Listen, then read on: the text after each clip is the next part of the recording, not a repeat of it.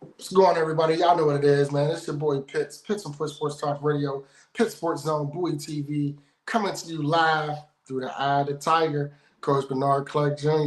Y'all already know what it is. Let's get down. Robert Morris University. Let's go, Bobby Mo.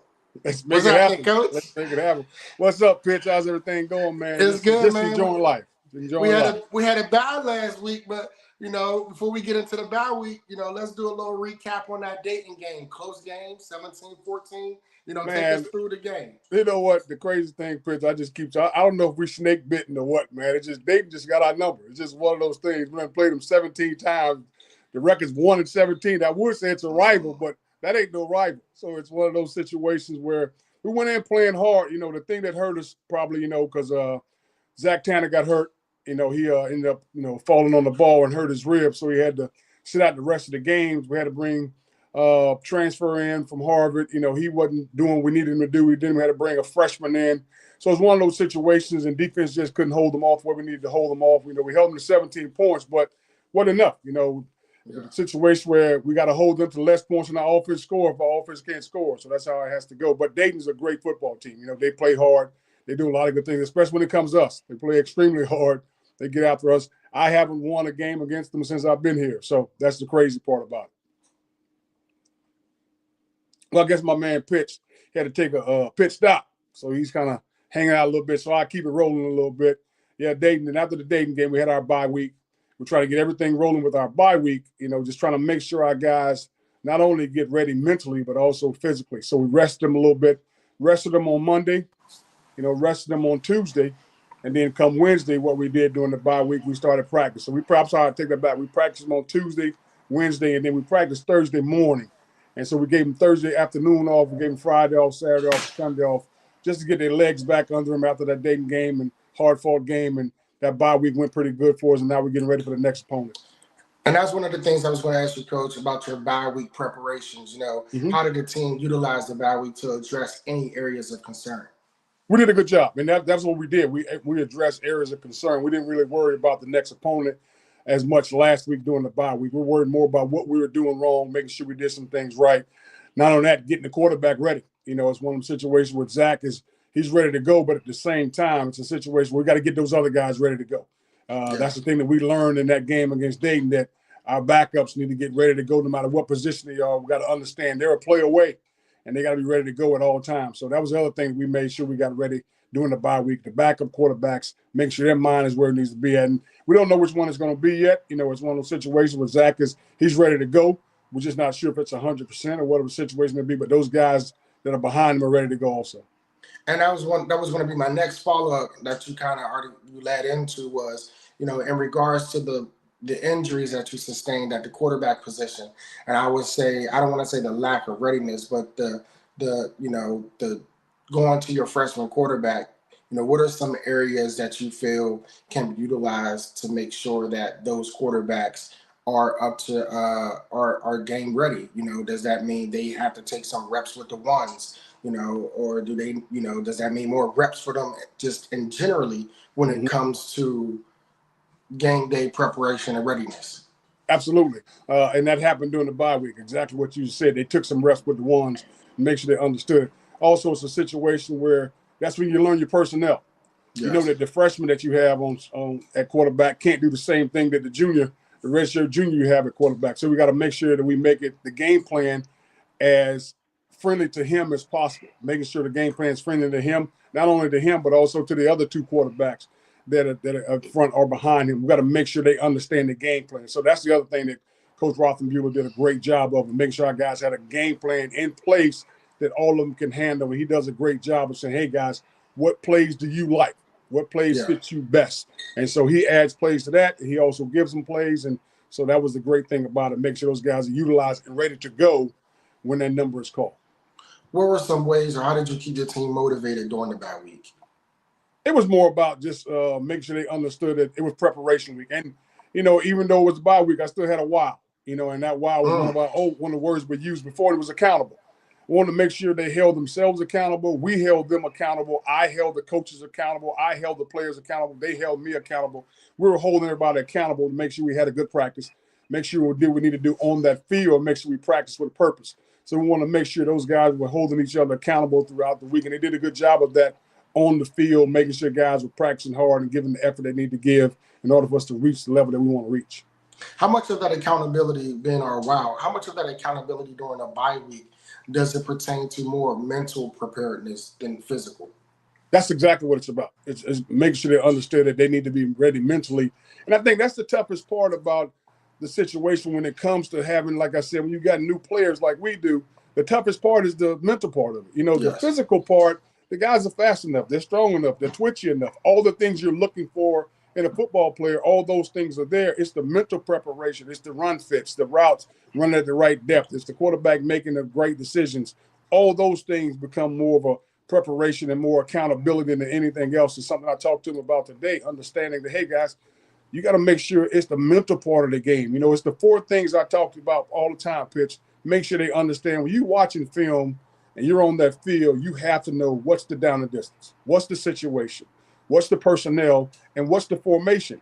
Those four Yes. things are going to get you prepared for the game. And I don't care if you're offense or defense. It's one of those situations where if you're an offensive guy and you got a 4-man front or a 5-man front, a bear, or you got a 3-man front, a 3-3 stack, you got to know that formation. You got to know that they got dime in the game. You got to know that they have. You got to know that it's first and 10 on the minus 40-yard line, or first and 10 on the plus 20-yard line. So you got to know those things and know where you are. And those are the four things that are essential to make sure things take care of what they need to take care of. Over the bye week, Coach, do you do what I would consider maybe self-evaluation? The players watch the games that they've already played thus far this year, see their habits, see their what they put out, and kind of using that as motivation as well into going through for the rest of the season, especially when you got a conference opponent coming up. We're definitely self-scout. There's no doubt exactly what you're talking about. We do what's called self-scouting, and we do a great job at self-scouting the coaches. That's what we did. That was a part of last week. Like I said, we didn't really worry too much about the next opponent. Not that they're not important. They're very important. But what was more important when you got a 1-3 record is the simple fact that you got to make sure what are we doing right? What are we doing wrong? And again, it goes back to self-awareness. It goes back to accountability also. And those things are extremely important. So there's no doubt that we do self-scouting. And just pivoting a little bit, one of the questions I did want to follow was missed tackles. How was the missed tackles play a role against Dayton? It wasn't as bad as we thought it was. I mean, it wasn't good. I think it was like 13 or 14 missed tackles as opposed to 20-something against West Virginia and 20-something against Youngstown. It wasn't that bad. It was more about just not being where we needed to be at on certain plays. It was about misfits. It wasn't about as many missed tackles. Even late in the game, we had an opportunity to stop them and get the ball back to the offense. We misfitted. They broke a 27-yard run, and that's what happened. We held them down under 17 points. We did a good job there. We held them on the rushing yards. We did a good job there. It's just that, when it came down to it, they scored more points than we did. And that's how they ended up winning the football game. And they're a strong, disciplined football team that didn't make mistakes. They didn't make mistakes. They did a good job. The chance we had an opportunity to get a fumble, we didn't get the fumble. So those things also have the chance the biggest thing I always tell our guys more than anything else, the crazy thing is what our guys have to understand. The biggest turnover in my mind is 3 and out. You got to be able to go 3 and out on defense. You got to be able to get the ball back to the offense. And I heard Mike Tomlin say something that is so essential when it comes to playing a football game. You have to learn to complement each other. When the offense, when the defense gets a turnover, the offense has to got to capitalize. Yeah. Got to capitalize. When you get a big return on kickoff return, or you get a big stick on defense, you get them down, you tackle them inside a 10-yard line on kickoff, you got to keep them down there. You got to change the field. You got to make sure you go 3 and out. You got to make sure to make them punt the ball. So all those things become essential. So we're doing those things. We're making sure we understand we got to complement each other when we're on that football field. When the defense is doing all that they can and they're getting turnovers for the offense, and they see that the offense isn't capitalizing, does that deflate? What does that do to a defense in that moment, especially when they're still in a tight game, knowing that they've given the offense every opportunity to take this game and blow it away? Well, you know what? We did that against West Virginia, and at no point did I think our defense got deflated or anything like that. I mean, the first half, I think we had 3 or 4 turnovers, and we gave it to the offense. We only got 3 points out, but I don't think our guys were deflated. I don't think they just went out there and continued to try to get turnovers, and that's the positive thing about our team. Like I said, the camaraderie is there. It's just a Yeah. matter of us being mentally strong and mentally tough and doing the things we need to do on the football field. And just to clarify, my statements about the deflation wasn't necessarily specific to your team. Right, right. I more so was asking that question because as you use Mike Tomlin, I'm thinking back to just from a coaching standpoint when your team gets you 5 turnovers, but you only have plus 7 points. Yes. What does that do to a defense in that moment when they feel that they did everything? When you talk about complementary football, Mm-hmm. the Yeah. aspect of complementary football for a defense is 3 and outs and turnovers. The Mm-hmm. complementary for the offense to give to the defense is points and being able to sustain drives to keep the defense off the field, allowing them to rest. And then the same with the special teams. So that's why I asked that specifically as you broached Coach Mike Teasy. Yeah, yeah. I mean, and I agree with you 100%. But I think it also goes back to you want to compliment each other, but it also goes back to some days the offense just ain't got it clicking. So defensively, you got to carry it. Some days the defense ain't got it clicking, and the offense got to carry them. Some days both and the special teams are keeping you in it. They're keeping you good field position and doing the things you need to do. So that's what also when it comes to complimentary and making sure you understand that, you know what, okay, we got 5 turnovers. Did we win the game? Okay, we know the offense is going to eventually capitalize, going to put us in a better situation. There are going to be some days you just can't stop them. You're doing everything you can to stop them. You can't stop them. Your offense is going to have to score 40 if they score 35. So that's the positive thing about it. And the special teams is going to have to play solid field position. Everything else is going to have to fall into place and making sure those hitting yardage becomes a big factor. So, yeah, you're 100% correct. It's one of those situations where as a defensive-minded coach and as a defensive player when I played the game, it was more about don't get frustrated with the offense. Let's make sure we do what we need to do to get them the ball back and give them as many opportunities as possible. Preparing for Merrimack this week, Coach. What is our wow? Our wow is, believe it or not, it's so. And what I mean by that is not the S-O or S-E-W. It's so as in SOW. You're going to reap what you sow. I want to make sure our guys are putting the right product on the field. So are we sowing what we're supposed to do? I keep talking to them this week about, are you planting the seeds you need to plant in order for you to be successful? Are Yeah. you developing bad practice habits? And I'm talking about Yeah. literally, also metaphorically. You know what I'm saying? When it comes to that, are you doing the things you need to do to put yourself in position to be successful and reaping what you sow? Are you putting on proper seeds and putting yourself in position to be a great football player on Saturdays? Are you practicing with a purpose? Are you Yeah. practicing with pride? Do you take pride in making the proper steps? Do you take pride in making sure you form tackle every single day in practice? Getting better at practice is something extremely important. So again, it goes back to what we always talk about, Pitts, and that's the process. Yeah. Are you putting the process in? Are you sowing the seeds you need to do, not only literally, but also metaphorically, and putting yourself in position to win this football game? So that was the word of the week, trying to make sure these guys understand that you have to prepare with the purpose and prepare the right way in order to be successful. Absolutely. Last week for the bye week, the seed was or the show was, self-evaluation, mental preparedness, going back and recapping, Mm-hmm. looking, developing, growing, being Mm-hmm. accountable and moving Yes. forward, All right? that. Yes. And then for Yes. this week being so, what are the main areas that you're looking to focus on when it comes to the team's preparation physically and mentally for this upcoming week against Merrimack? Well, the biggest thing is exactly what you talked about, getting ready just in case our quarterback can't go.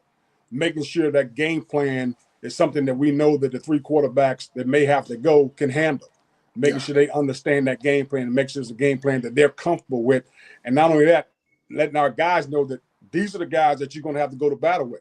Let's make sure we're doing the things we need to do so they can be successful. So on the field, you got to tell that offensive lineman, no, you can't keep your head on the backside of that block. You have to get your head on the front side of that block right now because this is what we're expecting out of you because we got a quarterback back here who hasn't been back here in a long time. We want to make sure he's on point what he's doing, but you got to be on point what you're doing. We got to tell those receivers, hey, no, you can't run the route at 8 yards. You got to run it at 10 because that's where he's looking to put the ball and that's where he's looking to throw it. And defensively, we got to make our guys understand that, you know what, we got a young quarterback over there or whoever the quarterback's going to be. We got a first-time QB over there starting the game. If it's not Zach, we have to understand that we got to have patience with him. It goes back to what you just said. If we get 3 turnovers and they don't capitalize on them, can't worry about that. We got to continue to get them the ball, continue to go 3 and out, and make sure that we're putting them in position to score points. And the same thing with special teams. Special teams can't hurt us. We can't do anything to hurt ourselves. And the biggest thing is we can't hurt ourselves on offense. We can't start behind the sticks. We can't Yeah. have false starts. We can't have sacks. We can't. We got to make sure we're playing a game where we're not turning the ball over and being smart. So those things are what we've seen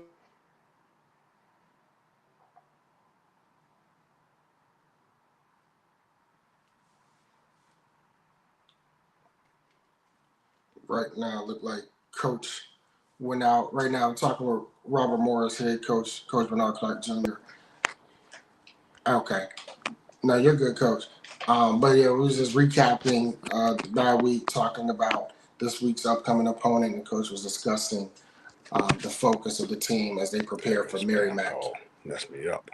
So yeah, so Coach was talking about preparation for Merrimack. During the bye week, Coach said that he was singularly focused on scout, self evaluation, as well as just getting the players mentally prepared for the rest of the season. In addition to just seeing how they played over the span of the season thus far, trying to recover from some injuries, lost their starting quarterback, Zach Tanner against Dayton, but he is ready to shake back this week against Merrimack. And then, Coach, another question I wanted to ask you in regards to the preparation for Merrimack was, when it comes to anything that you feel that you need to address, or how do you plan to address the challenges that Merrimack presents on both sides of the ball? Well, the biggest challenge that they present is our nemesis on all defense. They got a running quarterback. They got two of them. So we got to make sure we're smart about how we're making sure we're staying in our rush lanes defensively, making sure that if we got a guy spying the quarterback, he's got to make sure he takes the proper angle to make the tackle. So those are things extremely important. They got a good running game, but the quarterback is a big part of getting that running game going. Defensively, it's probably one of the fastest defenses we faced, basically, other than West Virginia, obviously. But this defense is extremely fast. They're athletic, not very big, but they're extremely athletic, and they do a great job of running to the football. And they've caused turnovers against some teams in a big way. So we've got to make sure we're holding on to the ball. And their special teams are solid. And so our special teams has to be solid. So those are the three biggest things that I think that are important this week, knowing we got to tackle this quarterback, get him on the ground. We can't start behind the sticks with these guys offensively because they got a dangerous defense that gets after it and causes turnovers. And special teams wise, they're extremely solid. Are there any specific adjustments or new strategies that you're excited or that you're implementing for this week's matchup? Not really. I mean, because they're not a frills team. I mean, like I said, they're going to run the ball. They're going to run some counter. They're going to run some outside zone. They're going to get after you. And defensively, they're going to run cover one, and they're going to run some two Tampa. And they're going to run some three, and they're going to get after you. I mean, that's what they do. They just want to play fast, and they do a good job of playing fast up front with the guys. They're going to send some blitzes after you, so we got to get ready for those things. It goes back to what I was talking about earlier. Make sure our guys understand what the formation is all about, when they're going to send guys after us, and being smart with those things. But overall, this is a good football team. They're playing well. They're 2-3 right now. They beat our conference champ 2 weeks ago in Central Connecticut. So want to make sure that our minds are right and getting ready for that, mentally prepared to win this football game. From you, the coach perspective, what are some things that were there any things that you seen from you as a head coach and say, you know what, I want us to do more of this, or less of this from an overall team preparedness standpoint? Defensively, I talked to the defense coordinator. I don't want to move the D line as much. I don't want to blitz as much. I want to make sure that our base defense is our best and our guys can get after and run to the football. That's the one thing I want to do. And offensively, it's always the same. You know that, Coach. I want to make sure this running game gets to where it needs to be at. Now, I think it's more essential now, depending on whether Zach is going to play or not. It's more essential to get that running game in the right direction, moving in the right direction, get things going. So our O-line's got to step it up this week. And special teams wise, I think, Coach, Ashenbacher, Coach Ty has done a great job of just getting our special teams to be solid, getting after it. Our guys are playing hard. We almost broke two. Two kickoff returns against West Liberty. It was a big game for us. I mean, our guys did some good things, and they ran hard. They kicked it away from us with Dayton. So that's the positive about it. So our special teams are playing hard. So I think our team is going in the right direction. It's a matter of us putting it all together right now. When you talk about, Merrimack's defense not being big but more athletic and nimble in the response and the quickness that they may present, from your standpoint as a coach, Does that make you want to utilize the running game more to allow the big bodies of the offensive line to kind of try to wear down the defense to maybe open up for the pass, or are you looking to use the pass to open up for your run?